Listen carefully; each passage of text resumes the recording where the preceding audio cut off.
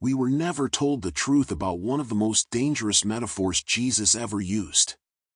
He did not call the history of mankind progress, or the growth of civilization, or a path toward democracy in technology.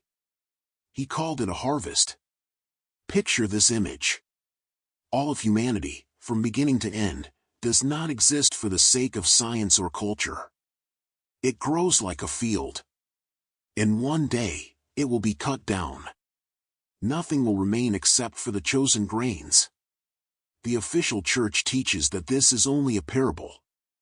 Just a picture meant to explain spiritual truths to ancient farmers. But that is a lie.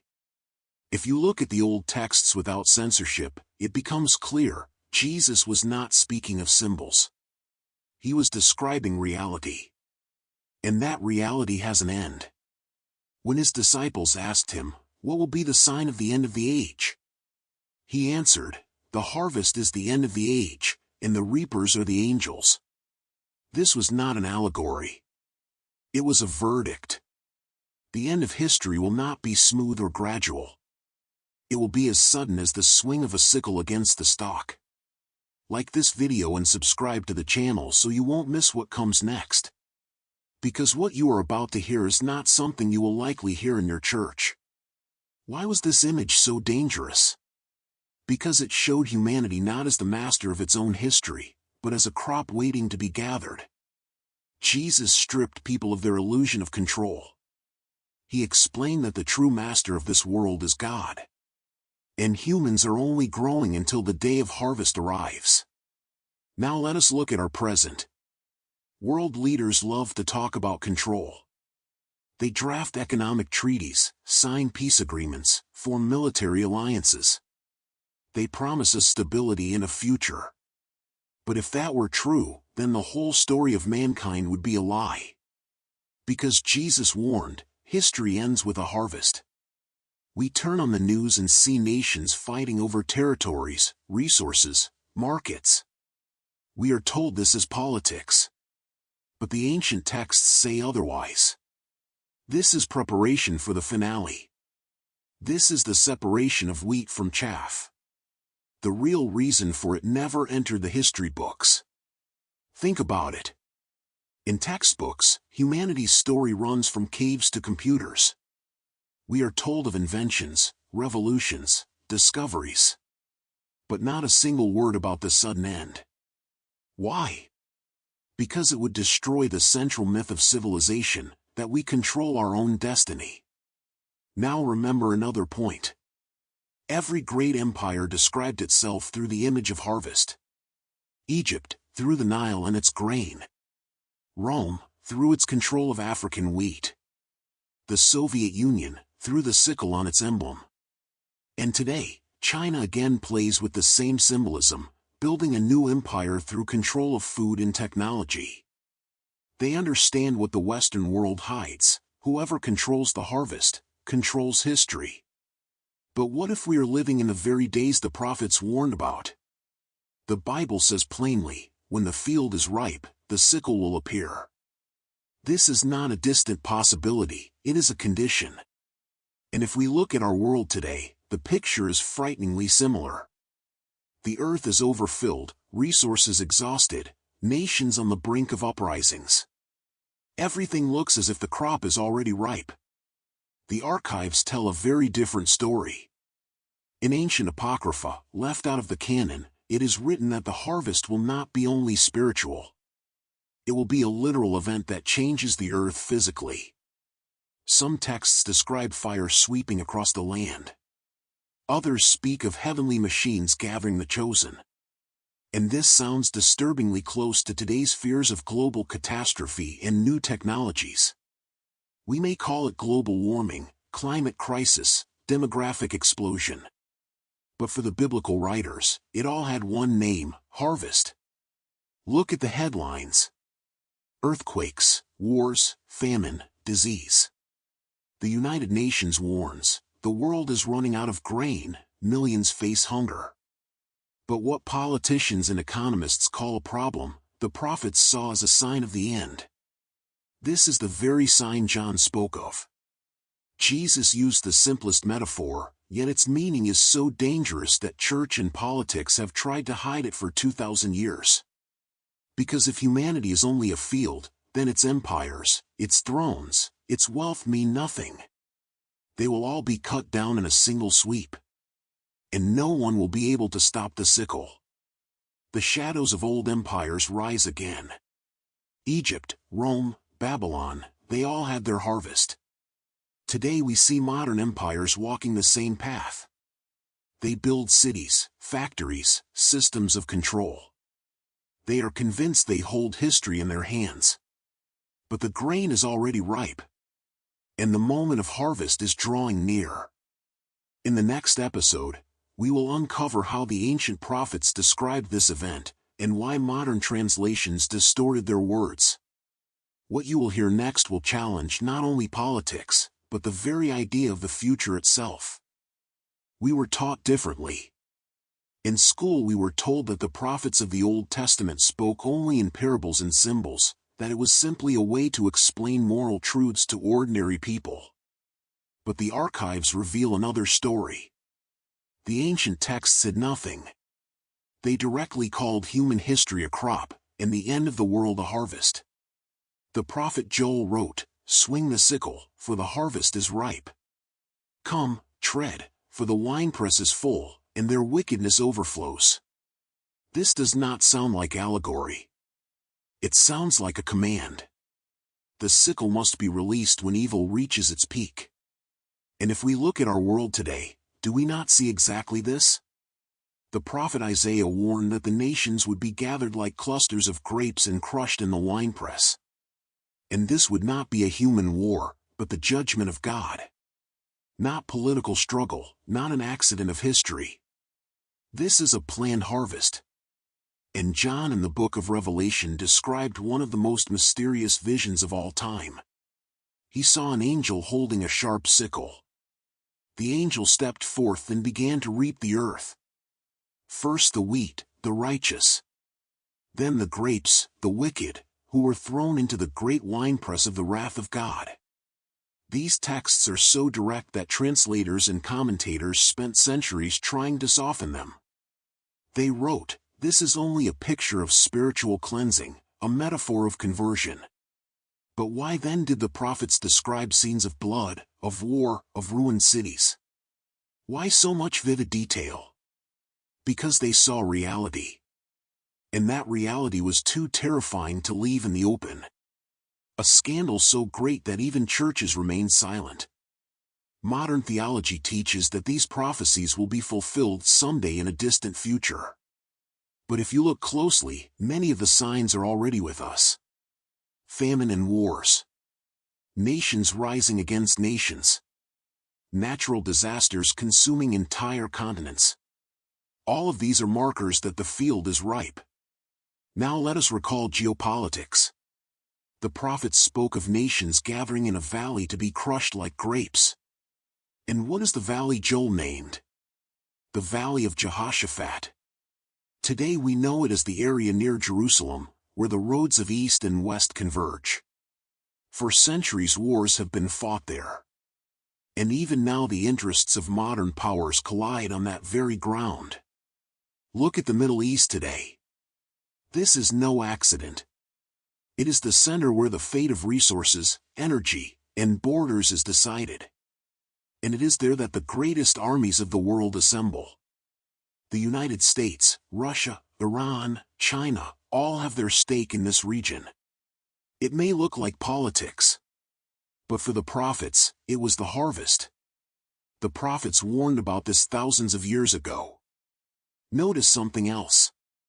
In the ancient texts, the harvest is always connected with the climax. Not with the beginning. Not with the middle. But with the end. And if we look at our civilization, it feels as though we are already on the final stretch.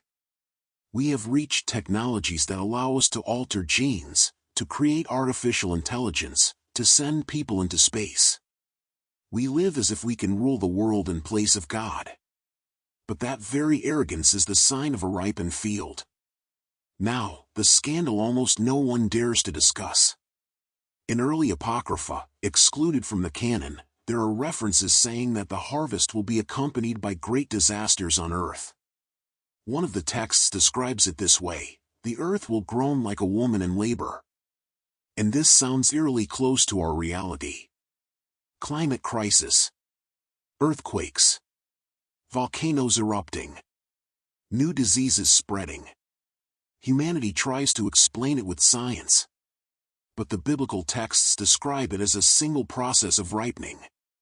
Official statements are nothing but a mask. When politicians gather at climate summits, when they sign agreements to cut emissions, they say one thing but do another. Coal is mined. Oil is pumped. Factories keep running. The earth keeps burning. And the people are told, do not worry. We are in control. But the truth is, they control nothing. The harvest has already begun. And here lies the main question: do we understand that we are not living in ordinary history, but inside a book that ends with a verdict? When Joel wrote about the sickle, he did not mean a farmer's picture. He was describing a global event.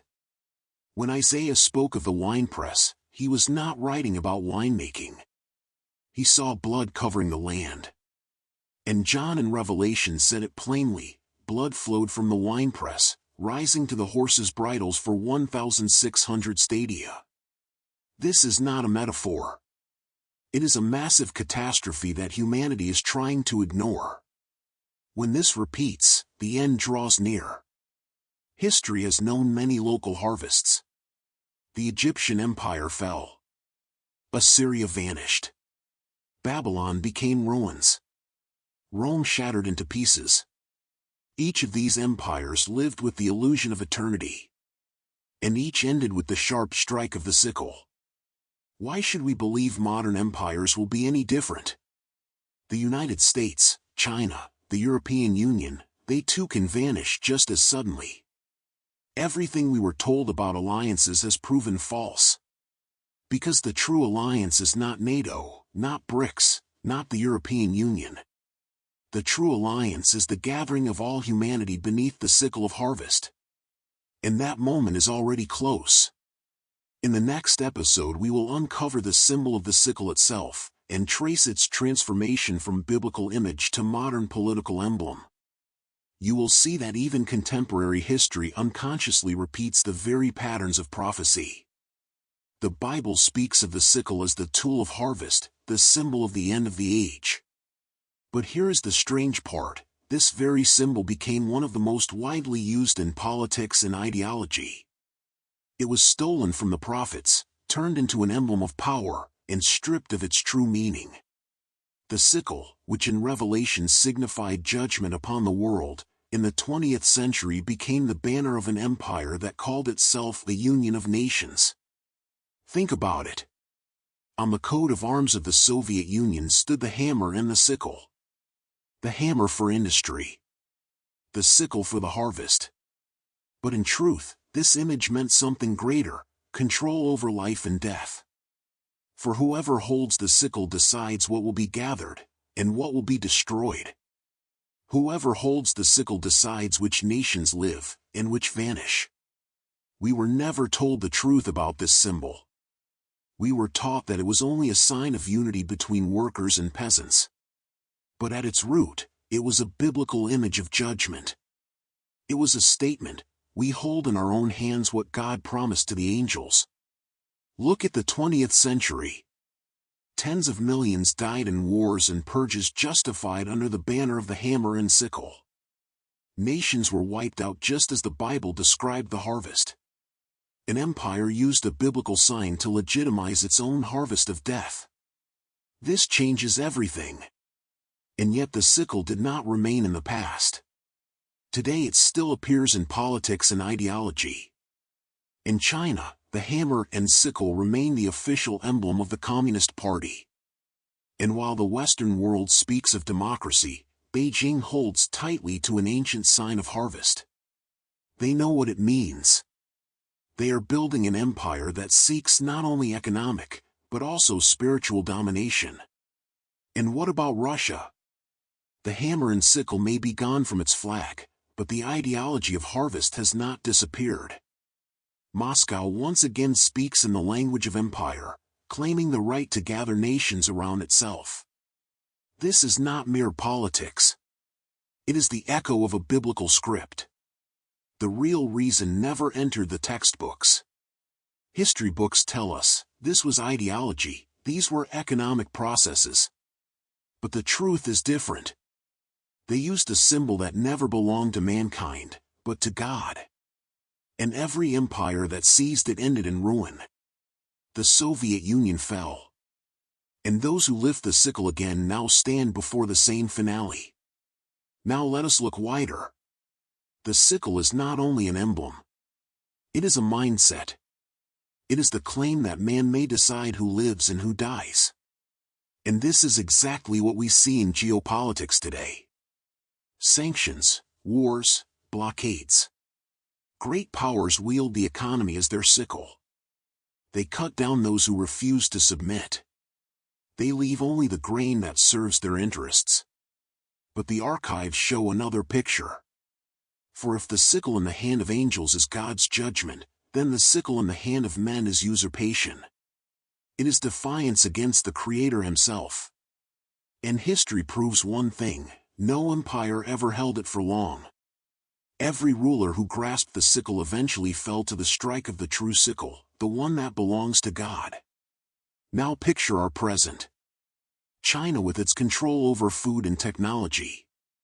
Russia with its wars and its drive to gather its lands. The United States, cutting entire nations off from the global economy through its financial systems. The European Union, stripping small countries of independence through its rules and bureaucracy. All of them wield a sickle. Not of iron, but of politics. Yet the essence remains the same. And what if we are living in the days when human sickles will be broken, to make way for the true sickle of harvest? The prophets warned of this thousands of years ago. They said, nations will rise, empires will fall, symbols of power will change. But the ending is always the same, the sickle in the hand of the angel. The shadows of ancient empires rise again. Babylon gathered nations into its winepress. Egypt controlled grain and enslaved hungry peoples. Rome taxed the world under its banner. The Soviet Union seized a biblical symbol and forged it into a weapon. And now new empires once again forge their sickles. It may look like politics. But through the lens of the Bible, we see something else. This is preparation for the final harvest. Humanity is playing with a symbol that does not belong to it. And this game will end suddenly. Official statements are nothing but a mask. They tell us, this is economics, this is diplomacy, this is simply history. But we know the truth. This is not history, this is a field. And the field is already ripe. In the next episode, we will speak about the reaper angels, those who alone were given the right to hold the sickle. And you will see that their images in Scripture are strangely close to what we witness today in technology and in war. In the Gospels, Jesus spoke plainly, the reapers are the angels. This is not a poetic image. It is a definition. The ones who will cut down the history of mankind are not kings, not presidents, not even generals. They are beings given the right to hold the sickle. And yet this is the passage of Scripture that has been softened the most. Commentators wrote, angels are only symbols of God's actions. Official translations dulled the edge. Because if the angels are truly reapers, then this means one thing: the end of history is not chaos, not blind disaster, but a precise operation carried out by the armies of heaven. In the book of Revelation, the angels are described in vivid detail. One comes forth from the temple with a sharp sickle. Another calls to him, "Put in your sickle and reap, for the hour has come." Then another angel gathers the grapes of the earth and casts them into the great winepress of the wrath of God. This is not metaphor. It is instruction. The archives reveal a different picture. In certain apocrypha, erased from the canon, the angels of harvest are not airy spirits but forces like warriors in fiery chariots. They descend from the heavens bringing fire and weapons. Their arrival transforms the earth itself. Ancient manuscripts even speak of golden sickles that shine like the sun. Does this not sound like today's space machines descending from orbit? Now look at our present. In the 21st century, heavenly armies have become the language of technology. Drones, stealth aircraft, spacecraft able to erase cities at the push of a button. The great armies of the world build machines that echo the angels. They fly. They burn. They cut the earth with lasers and bombs. These are human imitations of what the prophets once described as the forces of God. A scandal so great that even the churches remain silent. For if the angels of the harvest truly exist, then our race for military technology is nothing more than a pitiful imitation. Humanity is trying to create what has already been prepared in heaven. And when the true sickle comes, all our rockets and armies will be nothing but toys. The prophets warned of this thousands of years ago. Jesus said, "I will send out my angels, and they will weed out of my kingdom all causes of sin and all lawbreakers."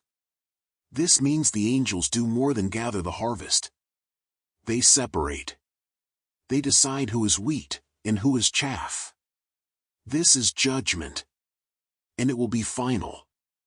Now, the modern parallel. Look at how the great powers create their own angels. The United States releases drones that kill without ever seeing their target face to face. China launches satellites that watch the Earth in real time. Russia tests hypersonic weapons that fall from the skies like fire. Israel builds defense systems that intercept missiles like bolts of lightning. It looks like geopolitics. But through the biblical lens it is only a copy of the angels of harvest. The shadows of ancient empires rise again. The Egyptians carved gods with sickles and scythes, reaping souls. The Assyrians drew winged beings descending from heaven with swords. The Greeks spoke of Thanatos, the angel of death. All these cultures saw the same vision described by the prophets. And now our modern world paints its own angels in the form of drones and orbital stations. But what if we are living in the very days when the heavenly angels are preparing to enter the field? Look at the political summits. Leaders gather to debate control of outer space. They build space forces. They want the right to hold the heights first. It sounds like a technological race. But the prophets already said, "And I saw an angel flying in mid-heaven." The real reason never entered the textbooks. In textbooks, space forces are politics. But in the ancient texts they are signs. The angels are already on their way. Humanity tries to outrun them, building its own chariots. But who can outrun the one who holds the sickle? And here lies another revelation.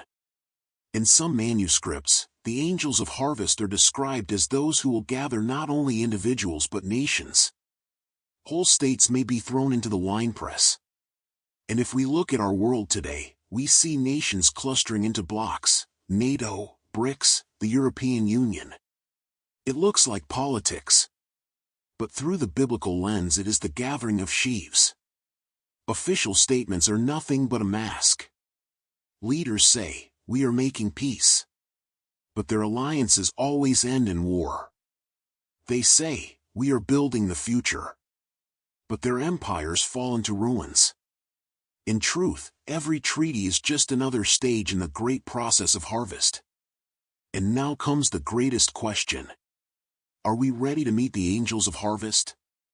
Because if the prophets were right, this will not be metaphor. It will be reality. It will be the day when no choice remains. For the angel does not negotiate. The angel reaps. In the next episode, we will turn to the first harvest, the harvest of the righteous. You will hear how the Bible describes the chosen, and why their image directly opposes the modern culture that tries to erase the difference between wheat and chaff. In the parable of the field, Jesus said, "Gather the wheat into the barn, but burn the chaff with fire. These are not just words about morality. This is a script. In the first harvest, those gathered are the righteous, those who remain faithful even when the entire world falls away. The official church presents this as a general picture of salvation. But if we look closely at the texts, we see something else. It is about a specific selection. Not everyone who calls themselves a believer will be gathered. Not everyone who wears a religious symbol will pass through the sickle. Only the grain that ripens to the end will be brought into the barn. The scandal is that for centuries churches have hidden this detail. They said, the main thing is to belong to the community. The main thing is to perform the rituals. But Jesus spoke differently. He said, you will know them by their fruits. So a righteous one is not a title or a status, but a life that proves faithfulness. The archives reveal another picture. In some early Christian manuscripts, the first harvest is described as a moment of hidden selection. Not a public parade, but a sudden snatching from the field. Some disappear, others remain. This terrified the first generations of believers. Because they understood, no church, no ritual could guarantee a place in the barn. Only true faithfulness. Now let us look at our time. In a world where millions call themselves Christians, it is hard to see who is wheat and who is chaff. In the West, many churches have become business corporations. In the East, many are controlled by the state. And yet the true disciples of Jesus are found among the persecuted underground, in prisons, among those who refuse to deny their faith under pressure. The real reason never entered the textbooks. For in textbooks, religions are painted in broad strokes. Here is Christianity, here is Islam, here is Buddhism. But nowhere do they explain that even within one faith there is a difference between wheat and chaff. Humanity is painted as a single mass. But the Bible says the opposite. It is a field where everything grows together, but the sickle will divide one from the other. Now, a geopolitical parallel. Look at how modern systems of control try to decide who belongs and who does not. Totalitarian states create blacklists. Democratic nations impose sanctions. Banks cut off unwanted clients from their funds. Social networks ban users for wrong words. It looks like politics. But in truth, it is an imitation of God's selection. People are trying to play the role of reaper angels. But they do not separate by fruit, they separate by profit. And what if we are living in the very days when the true selection has already begun? The prophets warned of this thousands of years ago. Jesus said, 2 will be in the field, 1 will be taken, and the other left. This sounds like a sudden event dividing humanity into 2 categories. And if it is true, then the first harvest could happen at any moment. The shadows of ancient empires rise again. In Egypt, the righteous were those judged worthy by Osiris. In Rome, there were lists of citizens who alone could vote. In the Middle Ages, the Church created indexes of approved and forbidden books. And always, selection became a tool of control. But the true first harvest does not obey human lists. It belongs to God alone. A scandal so great that even churches remain silent. Because if we believe Jesus, then even among those sitting in temples there is both wheat and chaff. And the sickle will not ask whether you paid your tithe or followed rituals. It will judge only one thing: did your life bear fruit? And this is a brutal challenge to every system of religion. Look at our world today. Some call themselves believers while justifying wars. Some boast of spirituality while crushing the weak. Some wear the cross but bow to money and politics. All of this is chaff. And the righteous are those the world barely notices. They are not always famous or rich. They are the ones who stayed faithful when everyone else betrayed. Official statements are nothing but a mask. Politicians say, "We are saving the world." Churches say, "We hold the truth." But the reality is this: the selection has already begun, and it follows no human criteria. So now we must ask ourselves, are we ready to be part of the first harvest? Because if not, then only one option remains: to wait for the second harvest. And the second harvest is the vineyard of wrath. In the next episode, we will speak of this very thing. You will hear what the harvest of the wicked truly means, and why that image mirrors exactly what is happening in global politics today.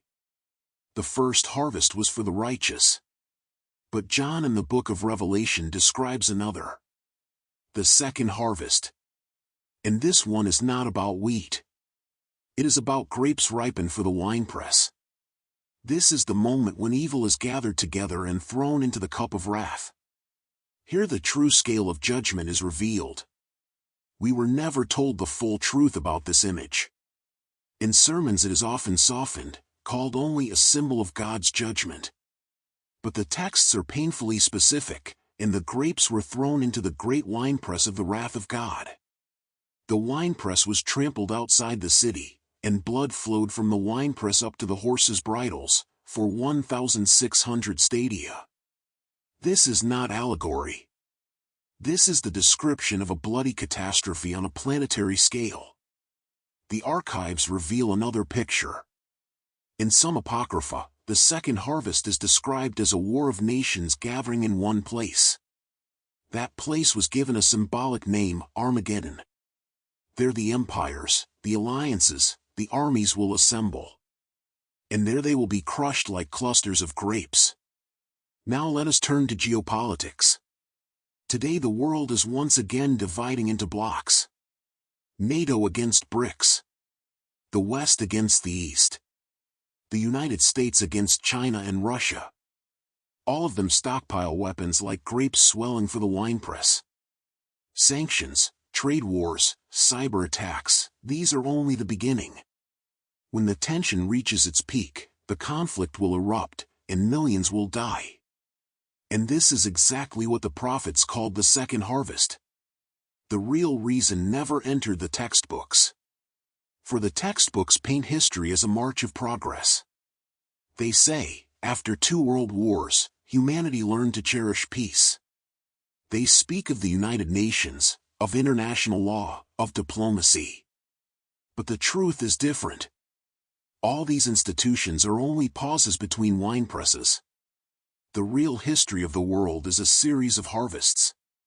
Look at today's wars. Ukraine. The Middle East. Africa. This is not chaos. This is the process of gathering. In every war, the winepress fills with blood.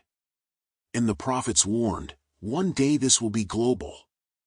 Blood will flow up to the horses' bridles. And what if we are the very generation destined to see the second harvest with our own eyes? Imagine the scale. Billions of people. Weapons of technology. Nuclear arsenals.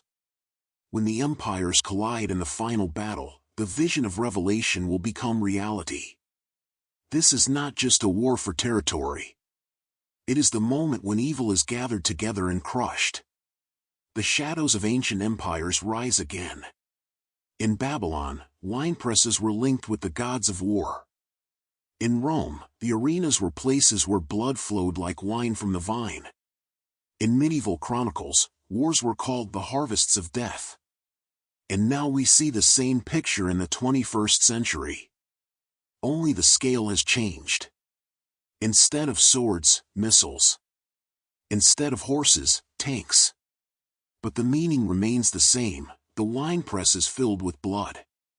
Official statements are nothing but a mask. Politicians say, we fight for peace. But they sign contracts worth billions with the makers of weapons. They say, we will end wars. But their armies stand in foreign lands. They say, we will prevent catastrophe. But they drive nations straight into the winepress. The scandal is that even the churches often remain silent. They speak of mercy, of love, but they avoid the words of the second harvest. Because it is too terrifying. Because it means millions will be destroyed. because it means not all will be saved. But the prophets warned of this thousands of years ago. Jesus said, "The harvest is the end of the age." This is not metaphor. This is verdict. And when we see empires crushing each other with sanctions and rockets, we must admit, the second harvest has already begun. Now comes the crucial point. The second harvest is not for the righteous. It is for the wicked. Which means the righteous will already be gathered when this finale begins. And that is another detail rarely mentioned in sermons. Because it destroys the system of fear that religion has used for centuries. But what about you? Do you believe the world is ready to enter the second harvest? Or are we already standing on the threshold of Armageddon? In the next episode, we will uncover the greatest scandal in the translations of the Bible. You will see how translators deliberately changed key words to blunt the sharp edge of the prophecies about the harvest. We were told, trust the translations of the Bible. We were assured that every modern edition is accurate, verified, approved by the church. But the truth is different. Some of the most important words were deliberately changed. And it is these very changes that strip the prophecies of harvest of their sharp edge.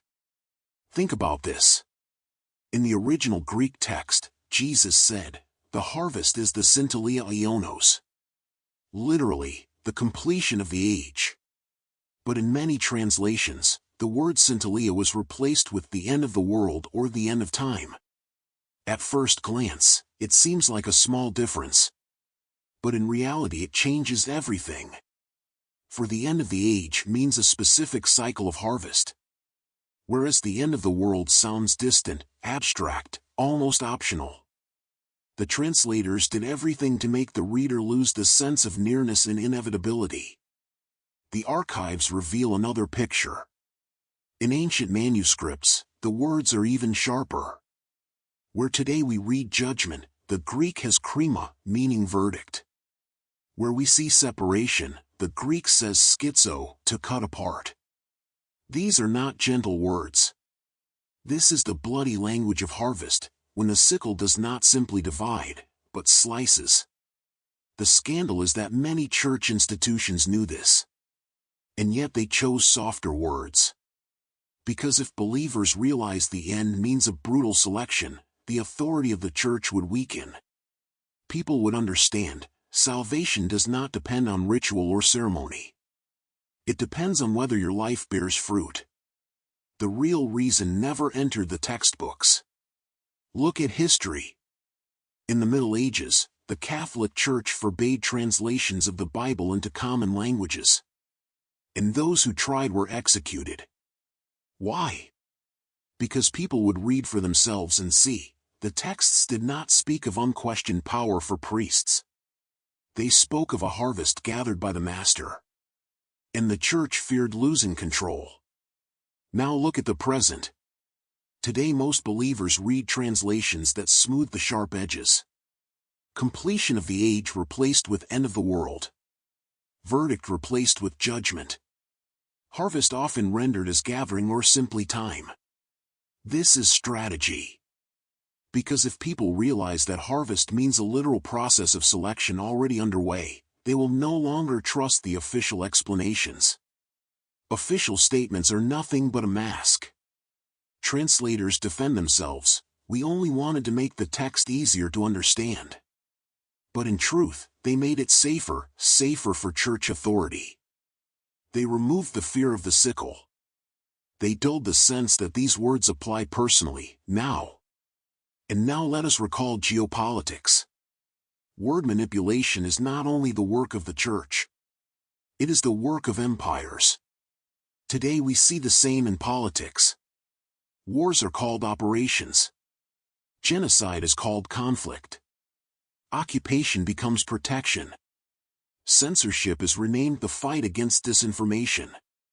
It is the same strategy: dull the edge, remove the sense of catastrophe, make nations accept tragedy as routine. But what if this very twisting of words is the enemy's greatest weapon? The prophets warned of this thousands of years ago. Jesus said, "Heaven and earth will pass away, but my words will never pass away." Which means the true words remain. And even if translations blur them, the originals still testify. That is why scholars who study the ancient manuscripts continue to uncover what the church once hid. The shadows of ancient empires rise again. In Babylon, priests rewrote texts to serve the king's ideology. In Rome, emperors ordered chronicles altered to hide their defeats. In the Soviet Union, editors rewrote textbooks to erase the memory of purges. And today we see the same, even in the translations of Holy Scripture. This changes everything. For if we trust the originals, then the history of mankind is not linear progress. It is a cycle of harvests. And we are close to its completion. No soft translation can conceal that fact. And now comes the key question. Do we realize that we are reading a disguised text? Are we ready to face the prophecies in their raw words, without smoothing, without filters? In the next episode, we will see how modern geopolitics itself has become the image of harvest. And you will discover that today's alliances and empires look like sheaves gathered into stacks, awaiting the finale. When Jesus spoke of the harvest, he was not describing only a spiritual process. He was showing a model of history. Nations are the field. Empires are the sheaves. Alliances and unions are the bundles, tied together, awaiting the harvest. And we see this today just as clearly as the prophets saw it thousands of years ago. We were never told the truth about geopolitics. It is presented as a chaotic struggle for resources, as random wars, as corporate competition. But through the biblical lens, everything becomes clear. It is the process of gathering the harvest. It is the final bundling of history into great sheaves, to be cut down in a single strike of the sickle. The archives reveal another picture. In the ancient prophecies, nations were often portrayed as wheat ripening in the field. And now, in the 21st century, we see the world divided into massive blocks. NATO in the West. BRICS in the East. The European Union. The Shanghai Cooperation Organization. These are no longer scattered states. They are sheaves bound together, just as the prophets described. The scandal is that politicians call this integration, economic growth, diplomacy. But in truth, it is a pre-harvest picture. Because every union is preparing itself either for survival or for the winepress. The real reason never entered the textbooks. In school we were told, integration means progress, unions mean peace. But history shows the opposite. Every great alliance has ended in war. The League of Nations did not prevent the Second World War. The European empires collapsed in blood. The Soviet Union fell apart, leaving behind a trail of conflicts. And now the new blocs stand before the same scenario. Look at the news. The United States and China are building opposing economic systems. Russia is trying to gather a new empire by force. The European Union strains with inner tensions, yet holds together like a sheaf bound by a single currency. The Middle East burns once again, every nation there bending like a stalk heavy with war. The shadows of ancient empires rise again.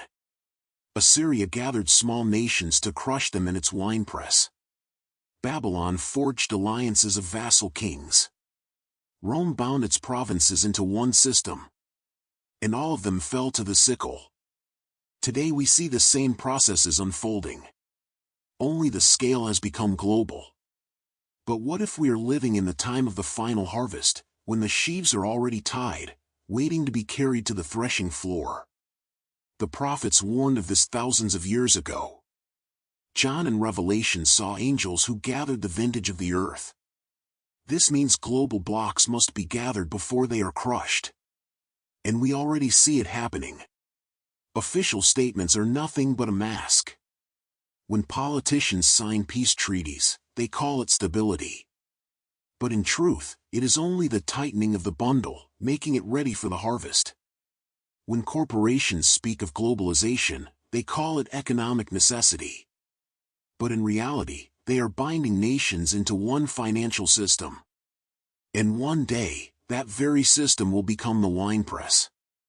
This changes everything. For if we look at geopolitics not as chaos, but as harvest, the scenario shifts. The world is not moving toward peace. The world is moving toward gathering. And every union, every treaty, every integration is just the tying of another sheaf. Look at the concrete examples. NATO promises protection to its members. But every new expansion of the alliance is another harvest bound under a single banner. BRICS calls itself an economic alternative to the West. But in truth, it is a bloc preparing to confront others. The European Union speaks of unity, but every crisis reveals a sheaf ready to split apart. And when that moment comes, it will fall beneath the sickle like all who came before. But what about you? Do you believe these alliances are guarantees of safety, or only preparations for the verdict? In the next episode, we will turn to the image of the cup in the vineyard. You will see how the biblical vision of blood flowing up to the horses' bridles echoes directly with the genocides and wars of our own time. One of the most disturbing images in the Bible is the vineyard of wrath. This is not a beautiful garden with grapes shining in the sun. It is a field of blood. When the grapes are ripe, they are thrown into the winepress. And what flows out is not juice, but blood. This is how John in the book of Revelation described the second harvest. We were never told the truth about this symbol.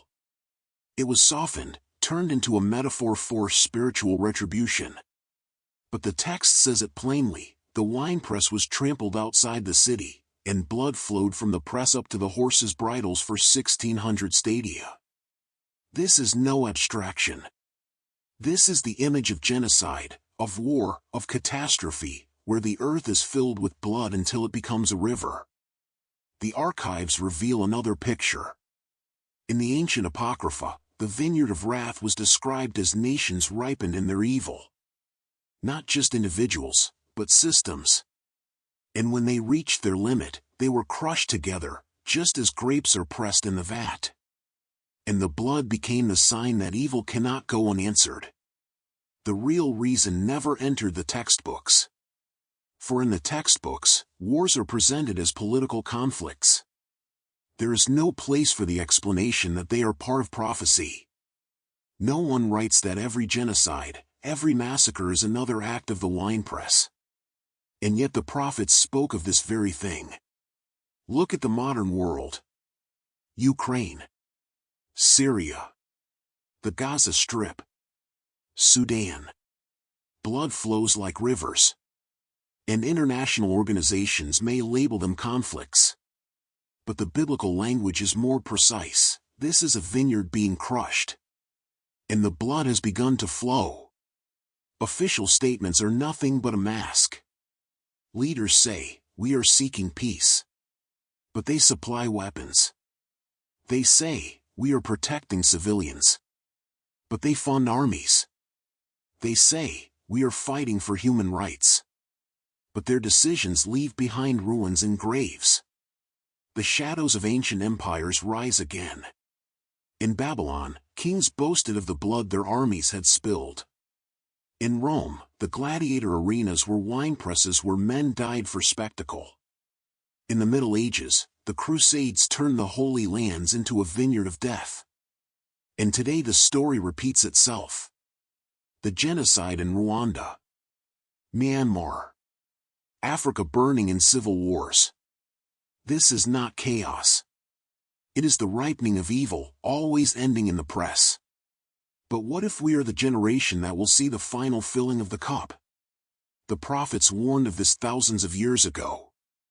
Isaiah wrote, "For the day of vengeance was in my heart, and the year of my redemption has come." Joel declared, "The vats overflow, for their wickedness is great." And John added, "And the world drank from the cup of wrath." All of them described the same scenario. And we see it unfolding now. This changes everything. For if the Bible is true, then the wars of our age are not random tragedies. They are part of the final harvest. And when the cup is full, it will be poured out upon the earth completely. And then there will be no negotiations. No compromises. Only verdict. Look again at the parallels. In politics they speak of red lines. In prophecy they speak of red rivers. In the news we see refugees. In the Bible it says, "The nations, like grapes, shall be trampled." All these images converge. And if we are honest with ourselves, we must admit, we are living inside the vineyard of wrath. Now comes the ultimate question. Who stands at the winepress? The Bible says, "And the Lord himself trod the winepress alone." Which means the second harvest will not be the work of men. It will not be merely the wars of armies. It will be the moment when God himself ends history. And what about you?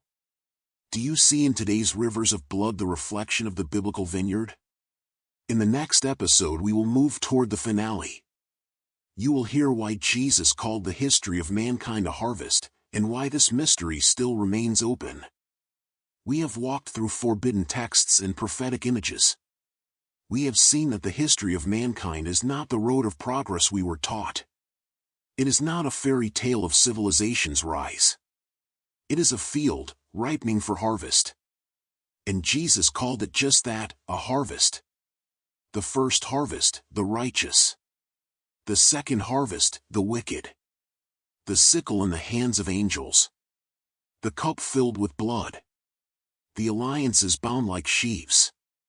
These are not metaphors. They are a script. And we are already inside it. We were never told the truth about the end of history. In the textbooks they wrote about global progress. In the sermons they spoke of symbols. In the speeches of politicians, stability and peace. But the archives reveal another picture. The prophets saw harvests. And we see them now. Look at today's world.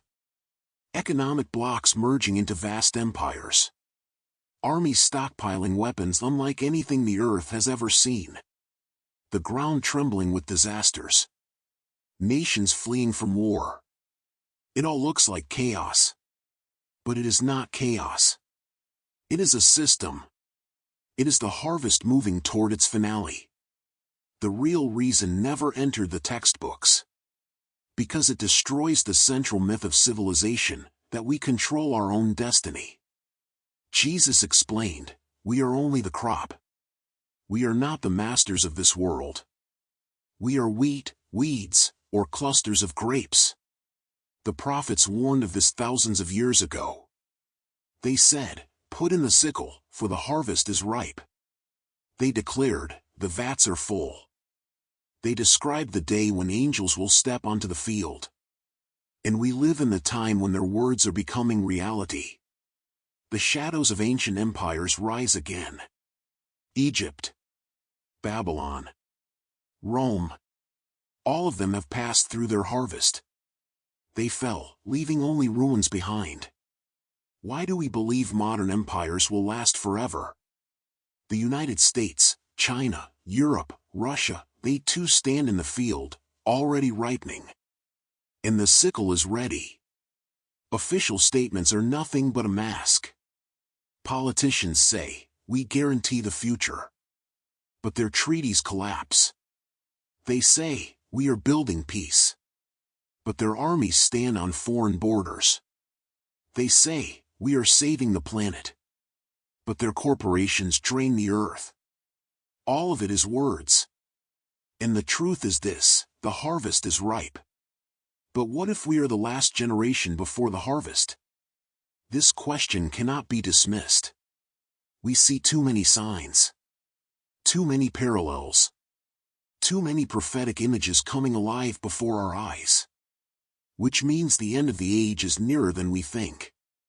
Jesus said, "Look at the fields, for they are already white for harvest." It is a call to see not the future, but the present. Not someday. Not 1,000 years from now. But now. for the field is already white. I will not give the final answer. This mystery remains open. But what about you? Do you see the same signs in this prophecy that I see? Leave your comment, I want to know your thoughts. And if you noticed inaccuracies in the text or in the narration, forgive me. This dubbing was made with the help of artificial intelligence, and some details may have been distorted. Write your corrections in the comments, and I will make sure to fix them in the next videos.